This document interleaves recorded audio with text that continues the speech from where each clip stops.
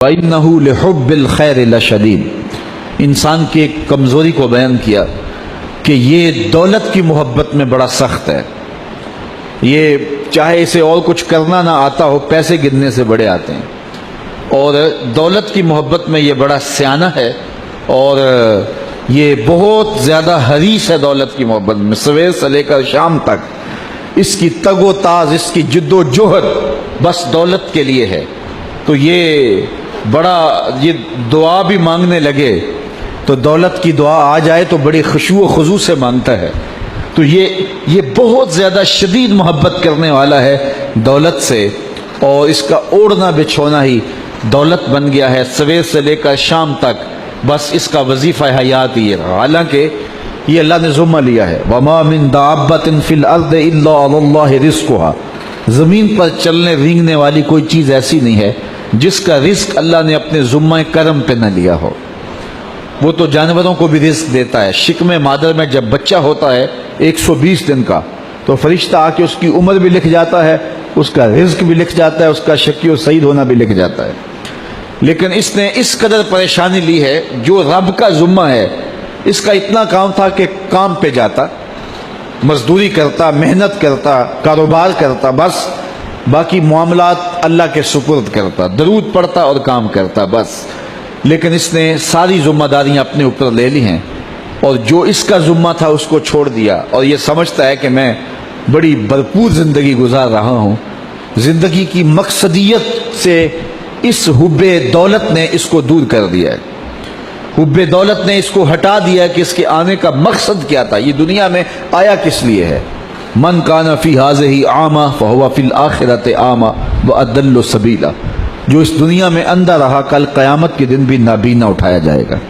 اس سے ان آنکھوں کی بے نوری مراد نہیں ہے، اس سے دل کی بے نوری مراد ہے. تو جس نے آ کے دل سے آشنائی حاصل نہیں کی، من کا چراغاں ہی نہیں جس کو نصیب ہو سکا، مقصد حیات زندگی کا شعور جسے نصیب نہیں ہو سکا، میں دنیا پہ آیا کیوں تھا، تو اس نے پھر پایا کیوں. رزق تو چونٹی بھی کما لیتی ہے، یہ اشرف المخلوقات کیسے ہے. صبح اپنی بل سے نکلتی ہے، رزق حلال کماتی ہے، کسی کو ضرر نہیں دیتی، خود بھی کھاتی ہے، بچوں کو بھی کھلاتی ہے، موسم برسات کے لیے جمع بھی کر لیتی ہے. اگر یہی وظیفہ ایک انسان کا بھی ہو اور اس سے بڑھ کر کچھ بھی نہیں ہے، تو کیا فرق رہ گیا انسان میں اور ایک چونٹی میں. مقصد حیات کیا ہے اس کا. اکبر الہ آبادی مرحوم نے کہا تھا، کیا بتائیں احباب کیا کارنمایاں کر گئے، BA کیا، نوکر ہوئے، پینشن ملی اور مر گئے. کیا زندگی کا یہ مقصد تھا؟ زندگی کا مقصد رب کی معرفت ہے. اس دنیا میں رہ کے اس کی معرفت حاصل کرنا ہے، اس کے قرب کے لیے کوشش کرنا ہے، اپنی زندگی کو اس کے احکام کے سانچے میں ڈھال لینا ہے. لیکن دولت کی محبت نے اس کو اندھا کر دیا. وَإِنَّهُ لِحُبِّ الْخَيْرِ لَشَدِيدٌ. یہ مال کی محبت میں بہت زیادہ سخت ہے. اچھا ٹھیک ہے، کر لے اکٹھا مال، لیکن کفن کو جیب نہیں ہوتی، کہاں لے جائے گا یہ مال.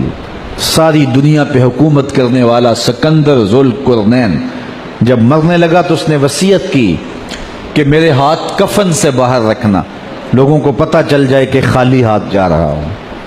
پوری دنیا پہ حکومت کرنے والا شخص، اتنے بڑے محلات میں زندگی گزارنے والا. میں اس کے محل دیکھ کے آیا ہوں تو میں سوچتا تھا یہ اتنے بڑے محل، کیا اس کا مصرف ہوگا، اتنی عشرت گاہیں ان لوگوں کی.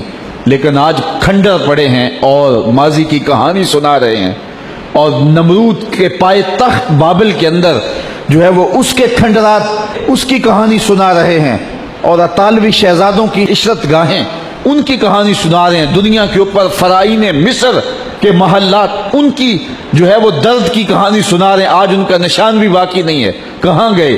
اس نے کہا کہ میرے ہاتھ کفن سے باہر رکھنا تاکہ لوگوں کو پتہ چلے کہ میں خالی ہاتھ جا رہا ہوں. یہ آخری وقت پتہ چلا، کاش کہ زندگی میں اس کی خبر ہو جاتی کہ کفن ایسا لباس ہے جس کو جیب نہیں ہوتی، اور یہاں عمل پہلے سے بھیجنے ہوتے ہیں اور وہاں جا کے وصول کرنے ہوتے ہیں. خوش نصیب ہے جو زندگی کی مقصدیت سے آگاہ ہو جاتے ہیں. تو سکندر ذوالقرنین نے کہا میرے ہاتھ باہر رکھنا